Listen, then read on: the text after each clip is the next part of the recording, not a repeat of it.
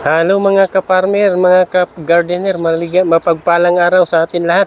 Ang video ko po ngayon ay papakita ko po sa inyo ang akin na organic pataba, organic fertilizer.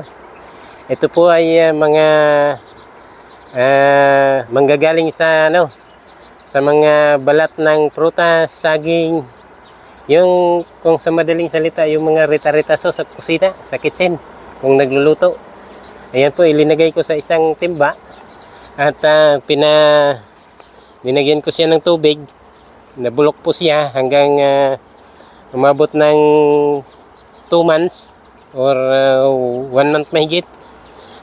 Pwede na siya i-dilig diretso sa mga tanim para sa gayon na ang tanim ay malusog at magbibigay siya ng magandang bunga. Tulad nga po nito, itong talong ko, nagsisimula na siya bumunga. Pag linagyan ko pa ng itong organic fertilizer ko, lalo siyang dadaming bunga. Itong mga talong ko na namumulaklak na ngayon, siyang didiligan ko ngayon ng organic fertilizer ko. Yung sariling gawa po. Wala pong halong chemical. Talaga organic po siya. Yun po. Kahit itong sili ko, meron po ako dito sili. Ayan. Sili malaki. Ito naman siling pansigang. Ayan. Mas lalo dadami po yan pagka na haluan na lagyan ko ng organic fertilizer ko. Ganun din po sa mga bulaklak. Itong bulaklak ko na to, sinasamahan ko rin yan. Linalagyan ko rin siya ng pataba ko. Kaya marami siyang bulaklak. Ayan yung bougainvillea. Ito, see? Ayan. Ang pag-apply ko ng pataba sa kanila, every 2 weeks lang po, mga kapartner, mga kaparmer. Every 2 weeks, pwede na po yan. Didiligan lang po siya. Kaya magaganda yung mga bulaklak. Hindi madali matanggal. Hindi madali mag-dry ang mga bulaklak. Kung sa tanim naman, tuloy-tuloy yung kung nagbubulaklak siya, diretso siya magiging bunga. Yan po mga ko po ngayon, kukuha po ako ditong tubig lang po mga ka-farmer. Tubig lang nito. Nilagay ko dito sa timba. Yan. Bali ito yung natural talaga. Katas ng mga gulay, prutas. Ayan. Yan, takpan natin para hindi lalangawin. Yan. Tapos ito na nga yun, mga ka-gardener, mga ka-farmer.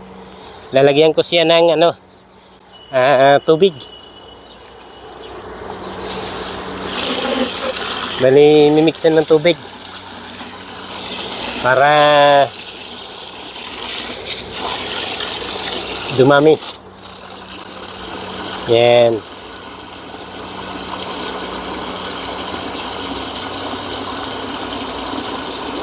Kasi itong pusa ko nito, napaka-arte niya.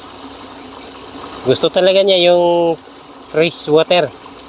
Galing talaga sa gripo o sa hose. May inuman naman siya doon. Sobrang niya kasilan. Yan. Ito po ay adapt ko lang ito. Adapted cut ko lang ito. Yung kapitbahay namin, kapitbahay ko, umalis. Ayan. Niwan sa akin ito. Kaya yan, napamahal na rin sa akin. At siyempre, inaalagaan ko rin siya. Yan. Gustong gusto, uminom na sa gripo. hose. Yan. Kaya ang pangalan ko sa kanya si Adapted.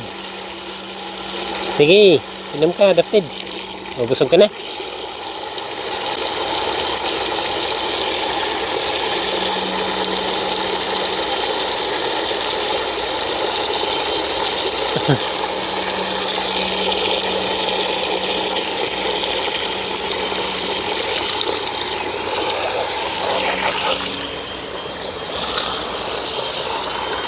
Okay na.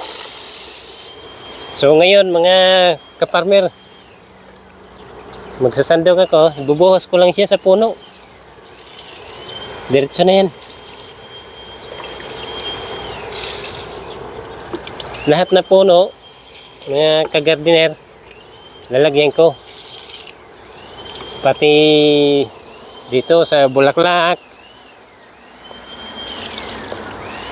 puno ng malunggay, lahat, puno ng sili, puno ng talong, puno ng tanglad. Yan. Yan po mga kagardiner.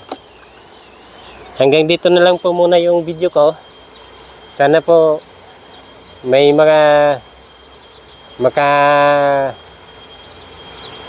nakapagbigay ako ng impormasyon kung ano yung sekreto ko sa pataba ko sa mga halaman ko dito sa Middle East. Okay po mga kapartner, kaparmer, kagardiner, naglalambing po ako sa inyo. Paki-subscribe na lang po sa YouTube channel ko, Eladio Ramonida, at saka yung Facebook page ko po, Eladio Daily Mix. Hanggang sa susunod muli mga idol. Bye-bye. God's love us. Mabuhay. Kung may itinanim, may aanihin. Okay?